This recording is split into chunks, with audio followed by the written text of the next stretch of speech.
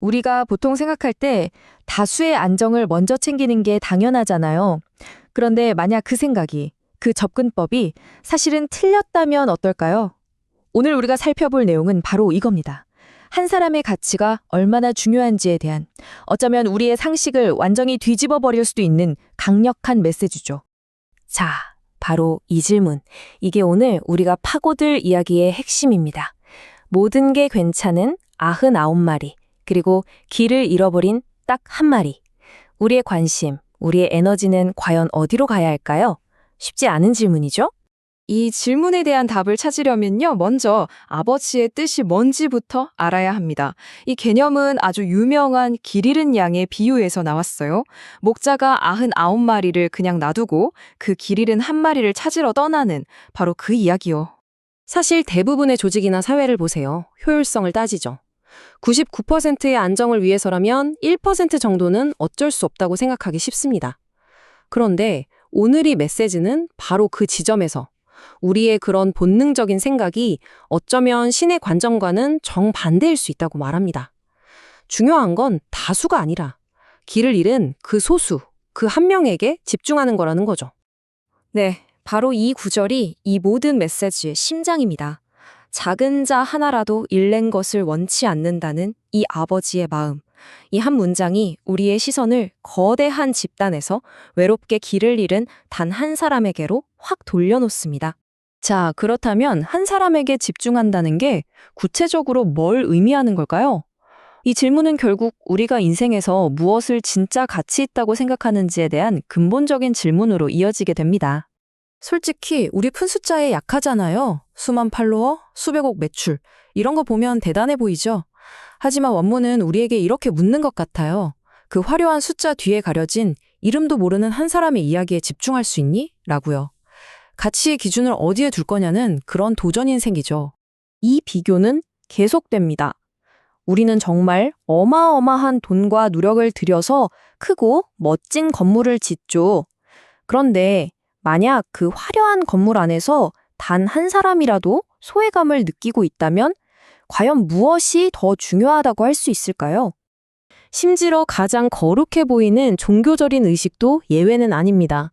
만약 그 엄숙한 예배 때문에 바로 옆에서 신음하는 이웃의 고통을 듣지 못하게 된다면 그 예배는 도대체 누구를 위한 걸까요?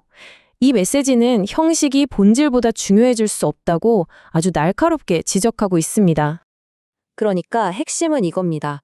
우리 눈에는 작고 어쩌면 보잘것없어 보이는 사람일지라도 하늘의 관점에서 보면 그 한 사람 한 사람이 엄청나게 중요하다는 거죠. 그러니까 절대로 단 한 명도 무시하거나 함부로 대할 수 있는 존재는 없다는 선언인 셈입니다. 자, 그럼 이 한 사람을 귀하게 여기라는 원칙을 우리 일상, 특히 복잡한 인간관계 속에서 어떻게 적용할 수 있을까요? 이 원문은 이게 때로는 굉장히 어렵지만 반드시 구체적인 행동으로 나타나야 한다고 말하고 있습니다. 여기서 정말 놀라운 점이 뭐냐면요.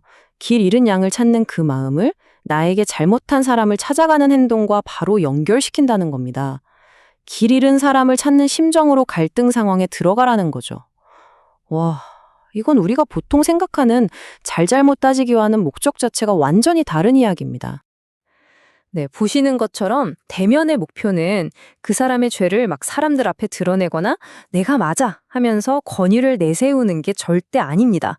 목표는 딱 하나, 깨어진 관계 속에 있는 그 한 사람을 다시 얻는 것, 바로 회복에 있다는 거죠. 결국 내가 숫자에 더 마음이 가는 사람인지 한 사람에게 더 마음이 가는 사람인지에 따라서 갈등을 대하는 태도가 근본적으로 달라질 수밖에 없다는 겁니다. 여러분은 갈등이 생겼을 때 주로 어디에 집중하시나요? 그리고 이제 저자는 이 모든 날카로운 통찰의 칼날을 바깥이 아니라 자기 자신에게로 돌립니다. 이 메시지를 과연 내 삶에서 어떻게 살아낼 것인가에 대한 아주 개인적인 다짐으로 글을 마무리하죠. 앞으로 성경 공부도 인도해야 하고 신학교 강의도 하는 등 일정이 더 바빠질 거라고 해요. 보통 이런 상황이 되면 효율성을 따지고 숫자에 더 신경 쓰게 되잖아요. 하지만 그는 의식적으로 다른 길을 가기로 마음먹습니다. 이 모든 일이 결국 더 많은 숫자나 더 큰 건물을 위한 게 아니라 길 잃은 한 사람에게 더 집중하기 위한 것임을 마음에 새기겠다고 다짐합니다. 지금까지 우리가 쭉 살펴봤던 바로 그 원칙을 자기 삶의 기준으로 삼겠다는 선언인 거죠. 그런데 갑자기 정말 뜬금없이 개인적인 이야기가 나옵니다. 어제 일을 하나 뽑았습니다. 이 한 문장이 자칫 추상적으로 들릴 수 있는 신학적인 메시지를 아주 현실적인 고통의 문제로 확 끌어내립니다. 이가 뽑힌 자리가 욱신거려서 잠도 제대로 못 잤다고 해요. 여러분, 이런 상황이면 사실 다 멈추고 그냥 쉬고 싶잖아요. 그런데 이 고통 속에서도 그의 결심은 흔들리지가 않습니다. 바로 이 다짐, 이게 오늘 우리가 나눈 모든 이야기의 완벽한 요약 같아요. 단 한 사람에게만이라도 전달된다면 나는 만족한다. 이건 성공의 기준을 얼마나 많이가 아니라 단 한 사람에게라도 해두겠다는 완전히 다른 차원의 선언이죠.